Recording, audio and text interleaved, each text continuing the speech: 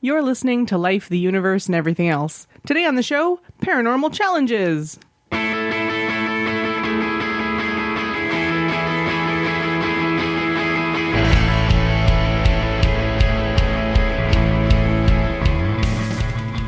Life, the Universe, and Everything Else explores the intersection of science and society.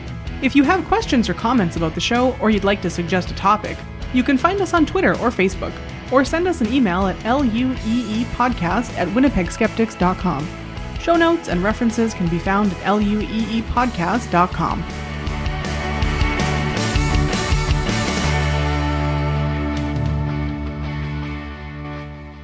My name is Ashlyn Noble, and I'll be your host today. With me today, I have Lauren Bailey. Hi. Laura Creek-Newman. Hi there. And Jem Newman. Howdy. Skeptics like proof, evidence, the scientific method. It's kind of our thing.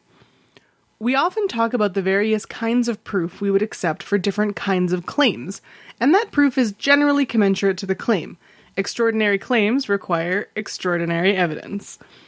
For many claims, we can do that testing ourselves, like with homeopathic sleeping medicine.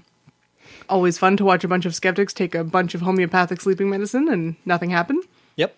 Just make sure it is, diluted to 30C and not like 5C the way some remedies are. Other claims, we can see the results of their predictions, like with many psychics.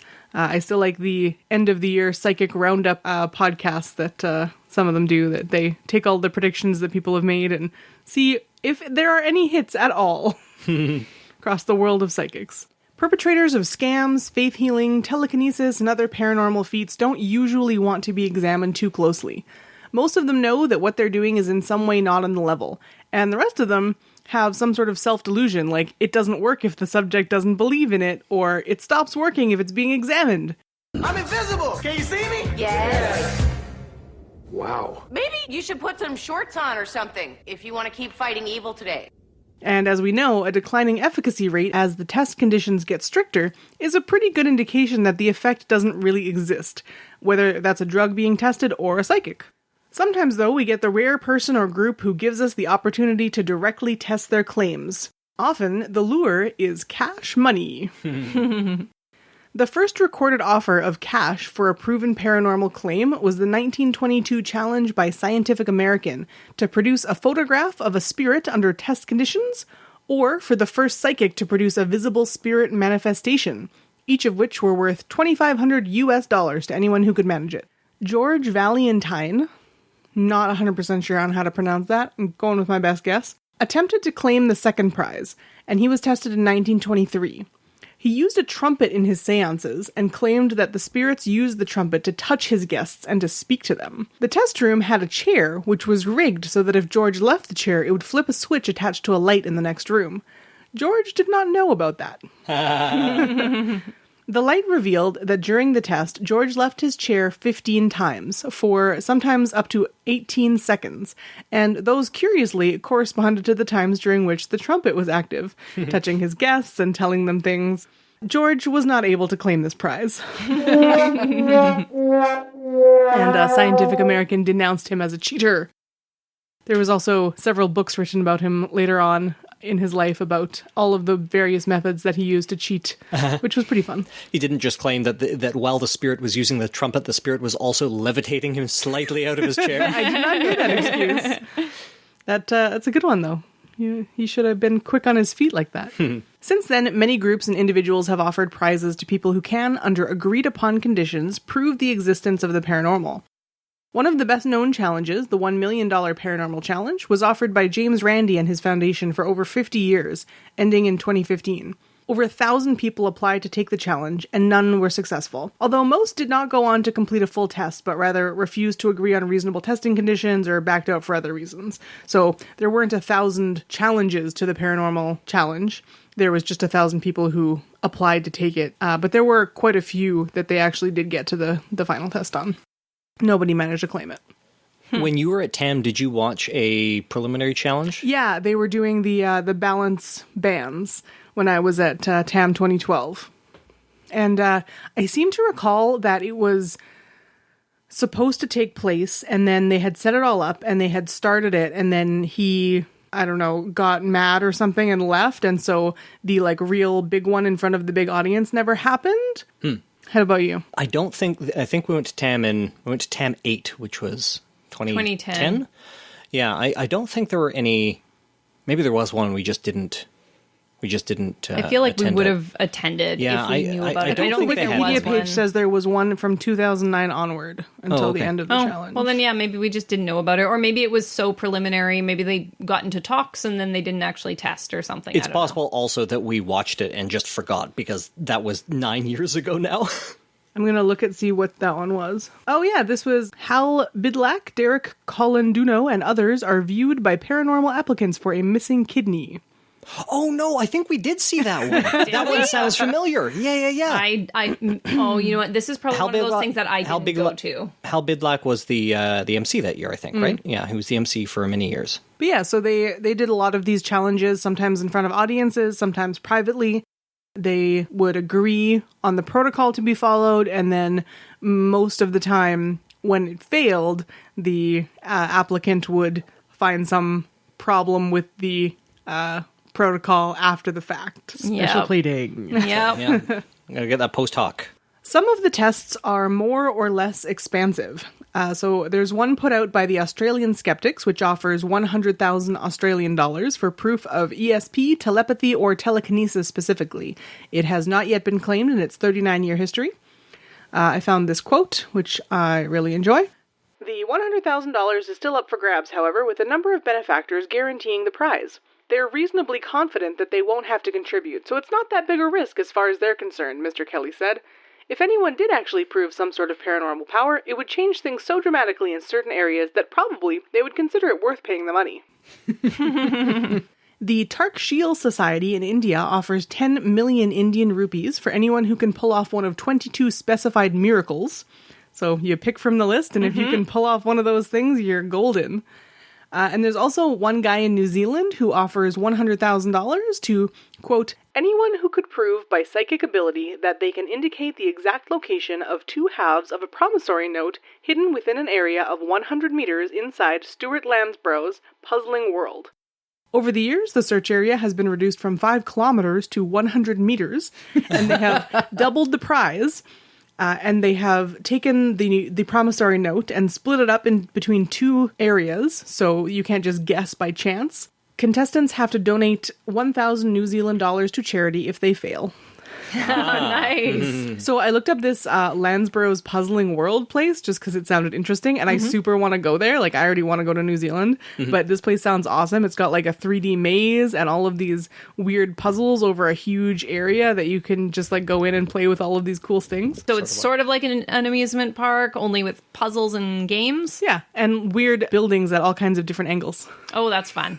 That would be really cool to see. Promo code LUEE 10. No, don't try that. Probably wouldn't work out very well. There are so many of these different prizes that in 2003, when the $1 million prize was still available, the prizes in their various denominations were calculated to have a combined value of $2,326,500 US, which is pretty decent. If you can like douse for water, you can get almost all of them. And apparently water dowsing is one of the most common things that these challenges accept as applicants, because they're so confident in their ability, because they think that when they strike water, they're proven correct. And that's just not how that works. They have a stick, Ashlyn. How can they be incorrect? Well, they fail to test all of the ways in which they can fail. There's a lot of confirmation bias that goes in, and then you got the ideomotor effect, which is just like a cool thing that convinces you that you can do something that you can't. Yeah, and so I think a lot of dowsers are examples of people who genuinely think that their powers are real, and that's why they apply for these challenges and fail so often. So now, because of the James Randi challenge being terminated, the prizes are now only worth $1,024,215 US. Hardly but worth it. But it's still like $1 million, guys. Come on. $500,000 after taxes. Yeah. So the Center for Inquiry has an offshoot organization called the Independent Investigations Group, which I personally think has probably the best reach now that the $1 Million Challenge is defunct. So they offer a $100,000 prize to anyone who can show, under proper observing conditions, evidence of any paranormal, supernatural, or occult power or event. So that's like pretty big. Like, show me anything that is not part of our world as we know it, and you can have the money.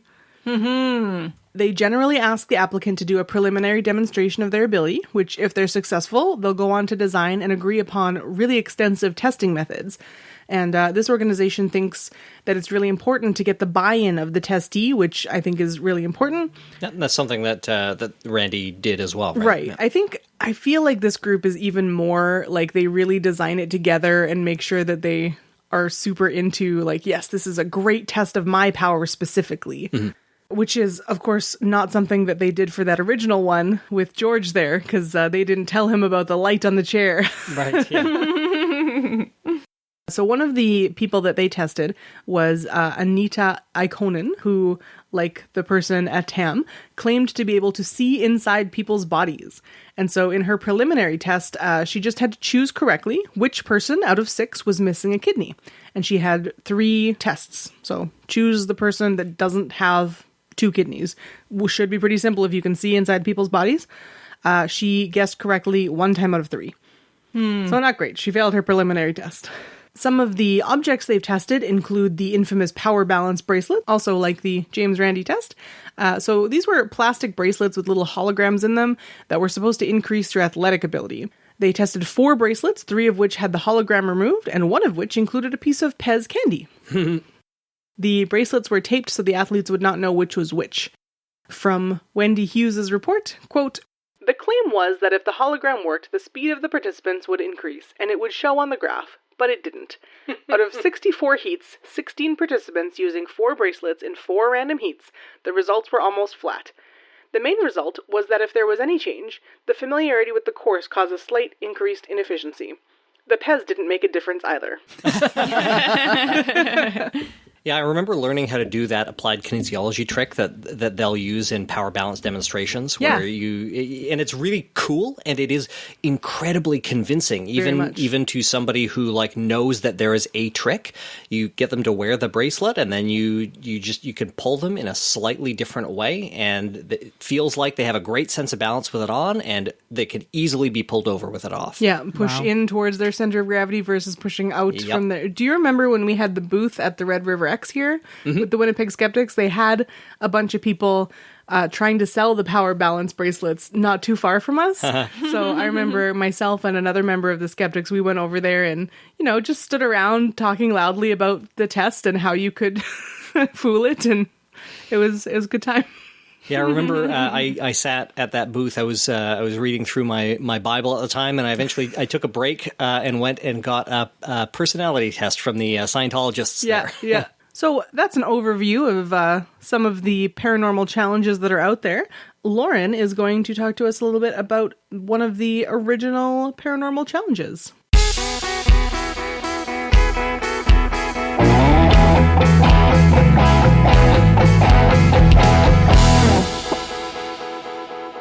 In 1963, 1 year before James Randi issued his more famous challenge that Ashlyn just talked about, Dr. Abraham Kovoor, fed up with the godmen, saints, yogis, and siddhas, issued his own challenge.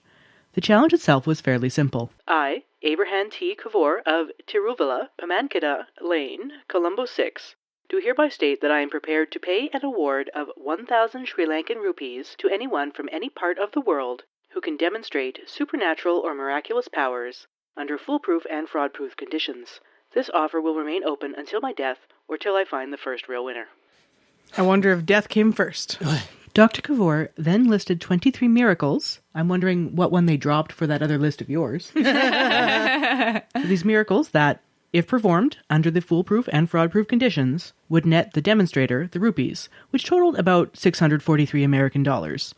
But in a country where the average household made 52,100 rupees, which is 288 American dollars, in 2018, it was a life-changing amount of money, especially in 1963. After setting his bet and listing the conditions, Dr. Cavour, the absolute legend, called out 26 known miracle performers by name to dare them to take him up on it. Nice.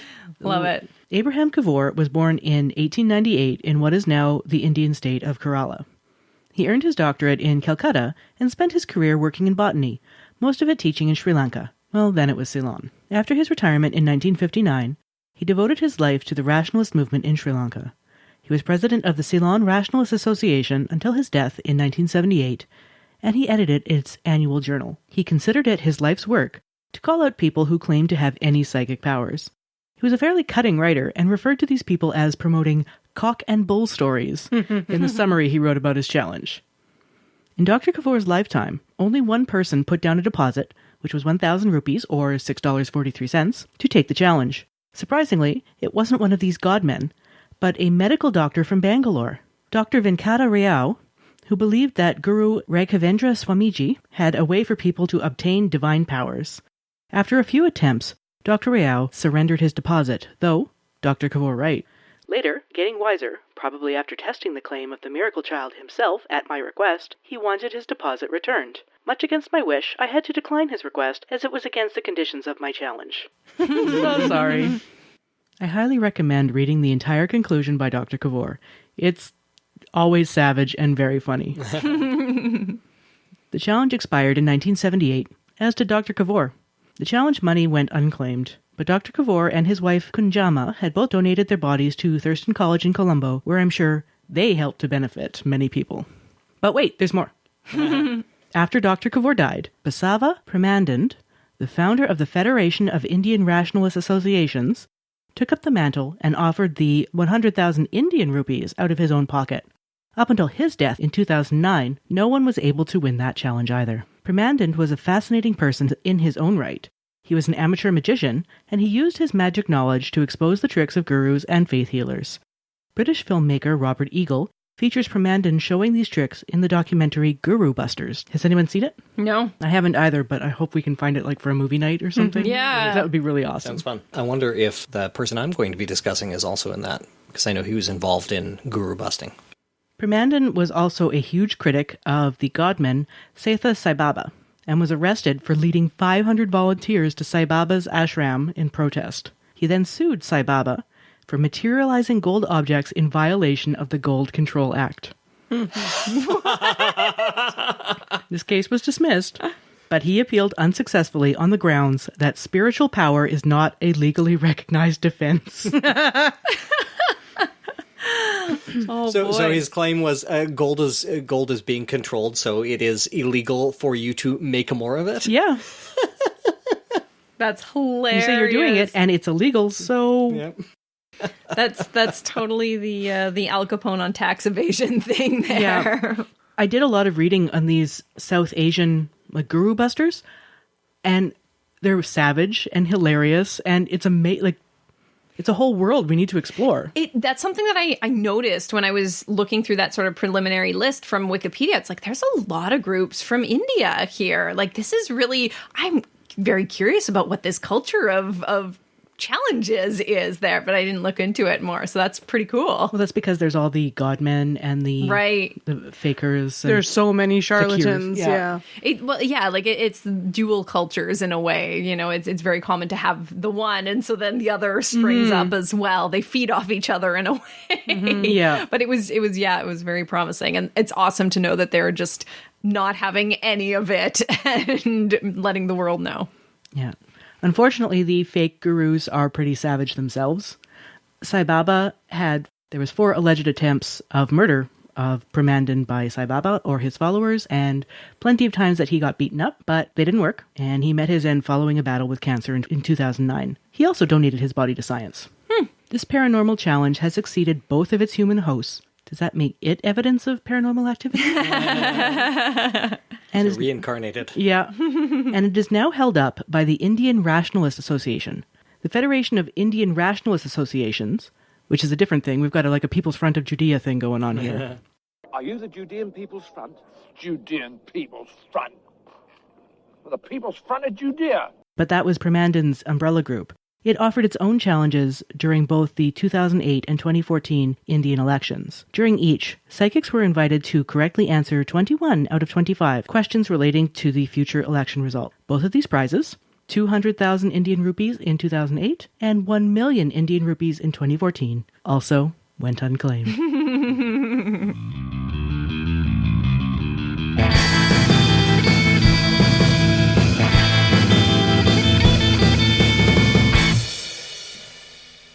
And now Laura is going to tell us about another guru buster? I'd say more of a medium buster. Ooh, all right. Yeah. So have any of you heard of Joseph Dunninger? No, I only, so I kept thinking that the founder of the investigation group that I was talking about sounded similar. And so I kept looking back at your message about who you were doing to make sure that I wasn't going to talk about him. So that's the only thing I know about him is his name. I've never heard of him before. How about you two? The name sounds familiar. Maybe it'll ring a bell once you get into your segment, but no, not off the top of my head. I purposely did not because you were going to tell us about him. Okay. So now we've all heard of Houdini, Harry Houdini, correct? I mean, it's kind of like who hasn't heard of Houdini for the most part. Well, my children won't have, but you know, whatever. So Dunninger was not quite a contemporary of Houdini, although apparently they had somewhat of a friendship there. He was around and alive at the same time as Houdini, and so Dunninger wasn't exactly a contemporary of Houdini. He was alive and around at the same time as Houdini, and they did have a bit of a friendship, but Dunninger really came to fame after Houdini's death. It was sort of like he picked up where Houdini left off after his untimely, tragic death. I'm surprised I haven't heard of him then. Yeah, so he was actually a pretty big deal in the 40s, 50s, and 60s. He started off as a magician, much like Houdini, doing the typical stage tricks. His show ended up moving into more of a mind-reading type show, and I'm going to come back to this in a moment, so just hold that thought for a moment. Another thing that he had in common with Harry Houdini is that he really didn't like the spiritualism movement, and he was not a fan of mediums and seances. He was convinced that they were frauds and they were bilking people out of money and getting people to put a lot of faith and trust in them when they didn't deserve it. And so much like Houdini, he would hold sort of seance busting parties. And this is where his part of the challenge came in. So he was really, really well off from his stage performances. He was commanding performance fees in the number of $1,000 to $1,500 in the 1930s and 40s. Per performance. That's a lot of money for a performer of this type there. So he was making a lot. So he would put out his own $10,000 challenges. Again, in the 30s and 40s, $10,000 a lot of money to these mediums to say, if you can prove that you are showing me something that I can't explain in some scientific or physical way and I can't reproduce, I'll give you the money. And he was never able to do it. He apparently also put out a challenge of anybody who can show him an actual ghost, he would give them $10,000. Nice. Just bring me a ghost. Yeah. So it's a go. He was... Now, this man, he was a marketer of himself. Not only was he a performer, but he was a marketer. He was brazen with this. Apparently, in 1929, he went to a medium's show and he ran up on stage and challenged him and offered him $21,000 if he could prove that what he was doing was real. Like he had to, I believe, read or predict what was on a card in his pocket, and the medium just refused to do it and threw him out of the show. But that was sort of that brazenness of this guy. And this is just how he operated with these types of things. He was a prolific author, although of course there were ghost authors involved with this. Ghost, pun unintended, but we'll take it. And he had many books written about the tricks that mediums would do. And he would show how they were done. So he, similar to the test that you were talking about, Ashlyn, with the light attached to the chair from the medium that got up, he would sort of recreate these types of seance experiences and explain how these phenomena were happening. And he would also be involved when there were challenges. He would be one of the critics on it and say, for example, oh, well, we're going to tie the medium down to the chair. And he would say, well, you can't just use one long rope, because anybody who knows anything about rope tricks can get in and out of those. You have to use smaller ropes. And then when they did that, the medium, nothing happened during the seance. Well, and that's another way that he was like Houdini then, because in that 1922 Scientific American Challenge, Houdini was one of the people who was on the panel of judges, I think. Exactly. Yeah. So Dunninger followed in those steps, because Scientific American was really into this medium busting thing, and Dunninger was right in it as well. Yeah. So Dunninger was really famous. He had not only stage shows, but he had radio shows. He had one of the first TV shows of this kind as a performer. He was wildly popular. He had a 40-year career in this, and no one ever challenged or got any of these prizes because he was able to explain it all. One of the prizes that he also gave, I forgot to mention earlier, was that he claimed to have secret messages from Houdini, Thomas Edison, and Sir Arthur Conan Doyle that they had all written and provided to him before their deaths. And so this challenge was he would give $10,000 to the person who could correctly predict what those messages said. And one person attempted it. And he said that is 100% false to that. Was there any independent corroboration of what those messages were, or was he just like claiming to have these messages that he had just memorized? I believe they were written down somewhere. I don't know the answer to that. As far as I know, there was very few people that actually challenged it. So that I'm not entirely sure. And you have that catch-22, because if you show other people, then other people will know what the message is. Then they can tell people who can get into the challenge. And it's not a great situation for proving something, but it's an interesting challenge nonetheless. Right. Another fun correlation, that George Valiantini, or whatever his name was, the behind the mask magician, like that guy? No, the guy who was the medium who used the trumpet, who was tested. Oh, right. Yeah. He claimed to be able to get the spirits from the other world to leave their fingerprints behind. And at one point he claimed that one of the fingerprints was Sir Arthur Conan Doyle. And they proved that it was actually his big toe. And then other marks he would make with like his elbow and stuff. Like, it was such a scam. That's so wonderful. That's hilarious. You gotta admire the grift. All right. So Dunninger offered these challenges quite openly to people. He had multiple going on, and none of them were ever claimed there. Now, remember how I mentioned how he was sort of a mentalist in the act there? Well, he sort of portrayed himself as a telepath. So that's interesting. So on the one hand, he's chasing these mediums and calling their seances baloney, which, to be fair, they were. On the other hand, he's talking about how he's using sort of telepathic powers in order to be able to read people's minds there. And he was really defensive of this. So he offered another $10,000 challenge to anyone who could prove that he was in fact using stagehands or assistants to read minds. So it was sort of a prove me wrong kind of challenge. Wow. Yeah, so he was a very interesting fellow.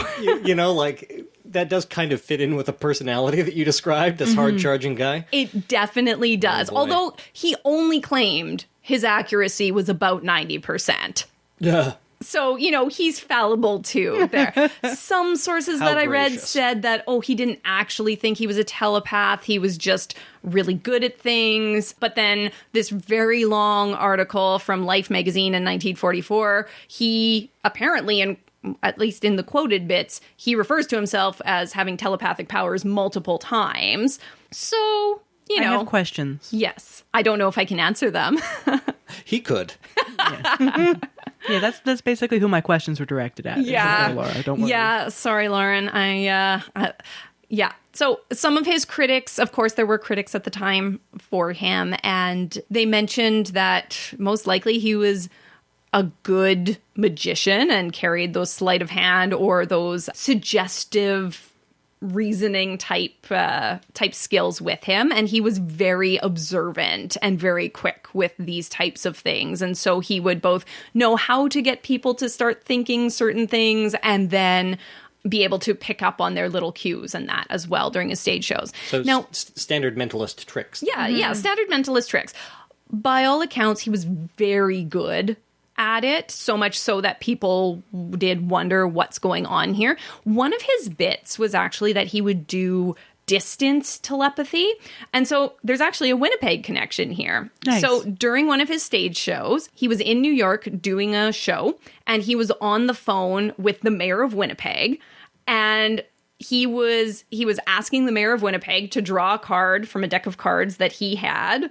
And Dunninger wrote down his prediction in New York and dropped the piece of paper on the floor, and then in real time asked the mayor of Winnipeg to read out the card there. And then he picked up the paper that he had dropped, and it was revealed that it was the same card, and the audience went wild. Was it the 3 of clubs? It was not. It was the 7 of hearts, I think. Was it actually the mayor of Winnipeg, or was it somebody in the other room? Well, this is the thing. When you do this distance stuff, how do we video know conferencing? how? Yes, they didn't have video conferencing, and how do we know that they didn't have a phone call a week ahead of time saying, "Hey, say the 7 of clubs, right, or the 7 of hearts, or whatever it is." You know, it's astounding. I don't know necessarily. I just thought the Winnipeg connection was cool, so I was going to bring that in. So Joseph Dunninger, by all accounts, a great performer, brazen as hell, had his own challenges, but also his own things that people should have been skeptical about. Yeah. As do all skeptics. And it's that, you know, since the dawn of time, skeptics and magicians have been stacked one on top of the other. Sexy. Jesus.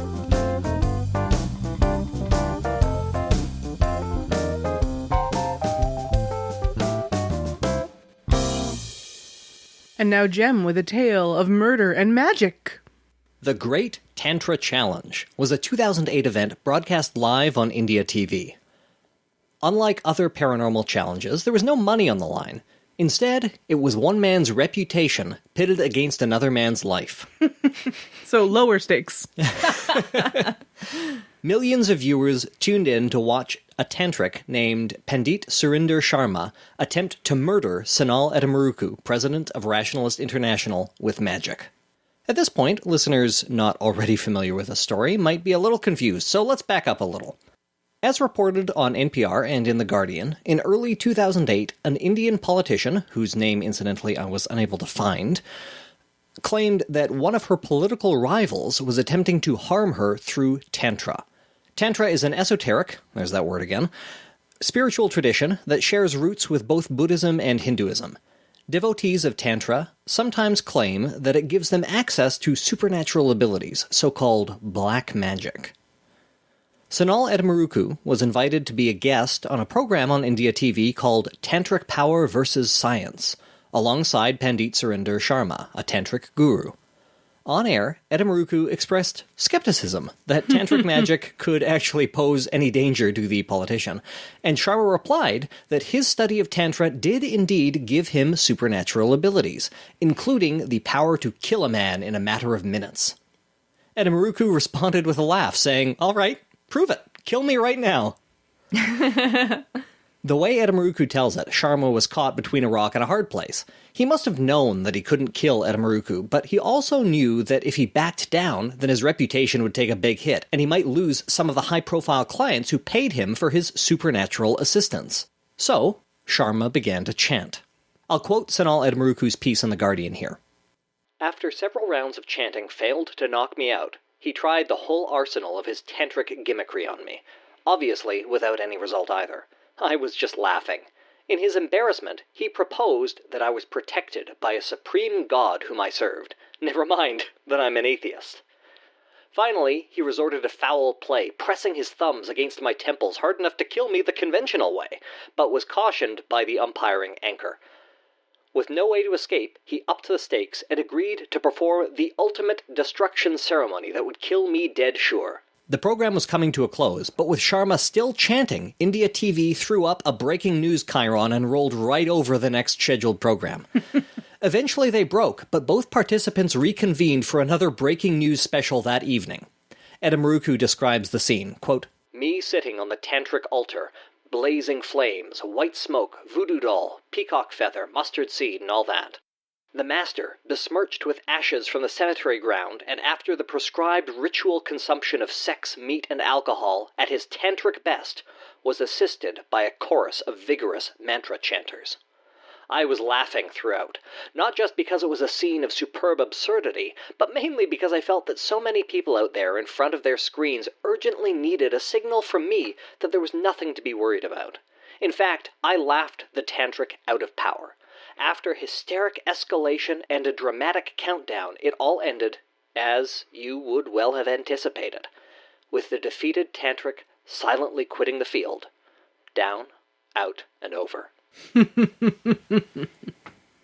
While Edamaruku is best known for challenging India's tantric gurus, perhaps surprisingly, it was his defiance of the Catholic Archbishop of Mumbai that got him into his most serious trouble. In 2012, Edamaruku traveled to Our Lady of Velankani Church in Mumbai to investigate a crucifix that reportedly dripped water from its feet. You folks remember this? Mm-hmm. While the Catholic Church never officially recognized this as a miracle, parishioners were apparently collecting the droplets as holy water, some even going so far as to consume it. That is the upsetting part in this, once you figure it out. Noting that the wall was wet, Edamaruku surmised that the drip was being fed by capillary action. He quickly located the source of the moisture, a clogged drain fed by a toilet in a nearby room. So upsetting. Following the revelation, the Catholic Secular Forum, an ironic name, filed a complaint of blasphemy against Edamaruku under the Indian Penal Code, much of which was inherited from colonial rule. If found guilty under Section 295A, Edamaruku could face a steep fine and up to 3 years in prison. The Archbishop of Mumbai graciously offered to drop the charges if only Edamaruku would apologize to the church, but Edamaruku refused and emigrated to Finland to avoid prosecution. Following the murder of fellow skeptical campaigner Narendra Dabokar in 2013, Edamaruku has expressed doubts that he will ever return to India. Yeah, no kidding. Yeah, it's a pretty crappy way to be paid back for all of his good work. Yep. Be exiled from your country forever. Mm-hmm. Well, I'm ending my segment on a downer as always. Yeah, somehow I thought that this was going to end on an up note, since I know that nobody died in this challenge. Except I ended it with somebody dying anyway. And I even said on the way here, like, oh, it's going to be this in this order. And Dave was like, you're going to let Jen end it? It's okay. It's a good story.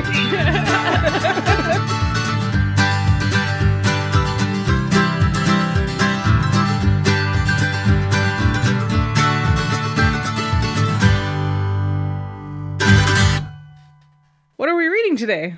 So, as always, we like to end the show with a discussion of what we've been enjoying lately. I've got a couple things to mention. Does anyone else want to go first? I've been reading the Reconciliation Manifesto. It's hard to read and has been really ramming home the point of let's just give back the land that we stole. Mm-hmm. And, but I don't know if enjoy is the right word, but it's a good book. And people should read it.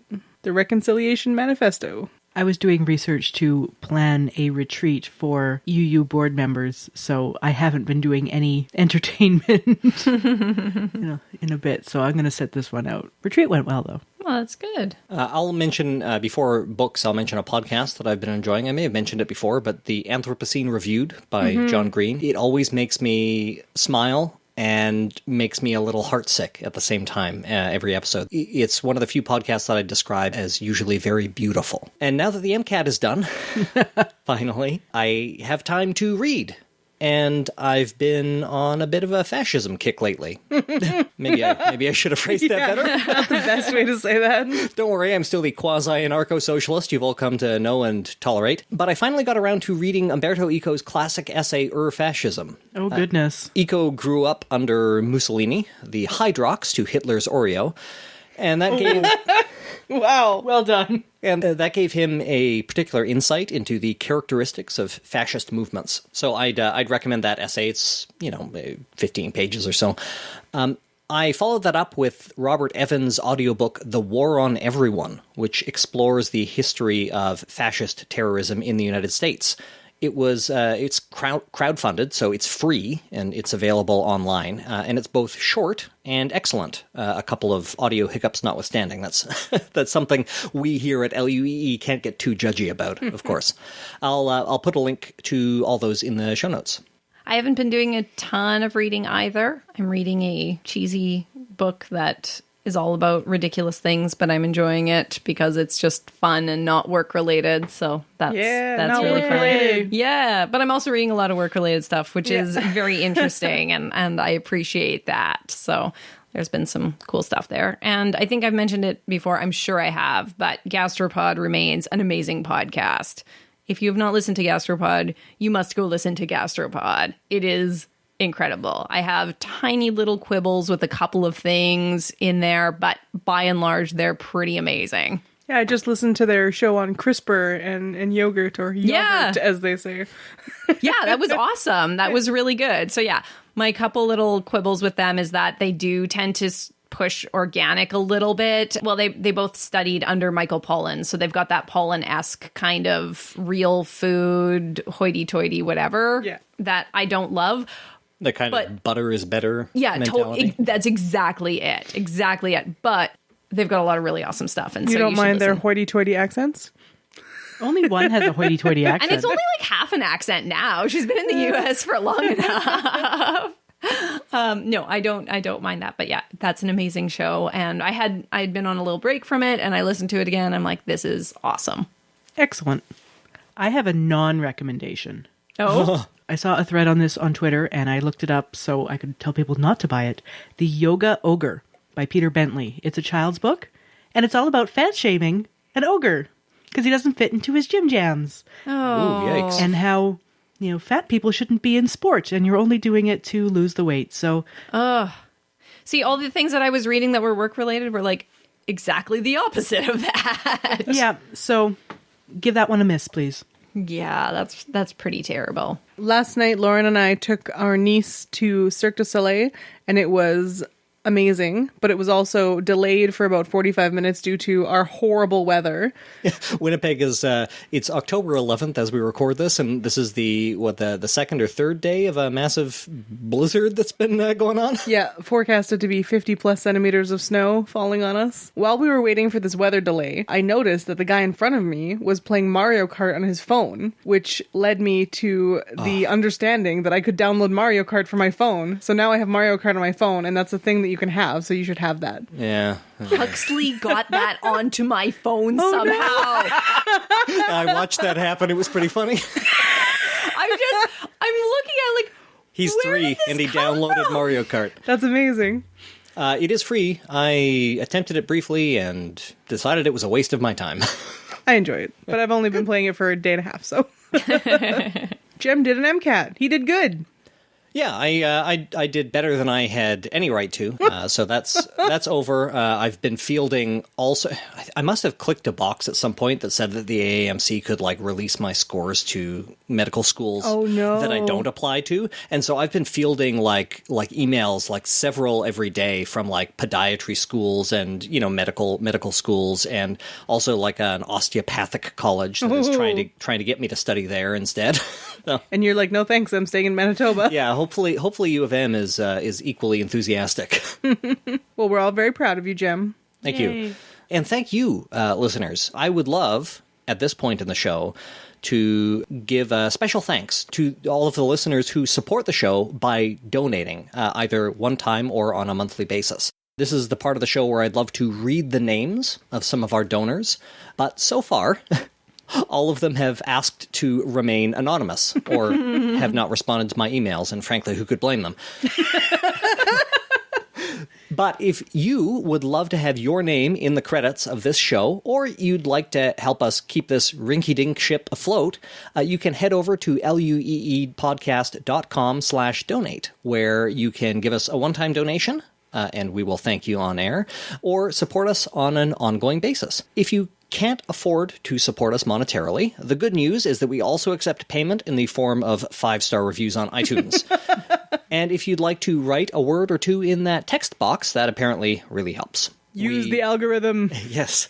We would love to thank some listeners at the end of the show, but if you don't want to be thanked and you would just like to give us money with no thanks in return, know that you will have our gratitude either way. We'll use it to get better shields so that they don't have to edit out as many of my mouth sounds. Yes. Yeah, Lauren and I will thank you. So what are we talking about next month, Jem? So our next topic was partially inspired by a recent episode of the Anthropocene Reviewed, in which John Green reviewed the Kauai o'o. We'll be talking about species endangered and extinct. All right, thanks for joining me, everyone. Good night. Thanks, Ashlyn. Good night. Good night. Life, the Universe, and Everything Else is produced by Jem Newman and Ashlyn Noble, with mix and tech production by Jem Newman. If you want to support the show, the best way to do that is with a review on Apple Podcasts or Stitcher, or by sharing an episode with a friend. Original music is produced by Ian James, and this episode was edited by Lauren Bailey.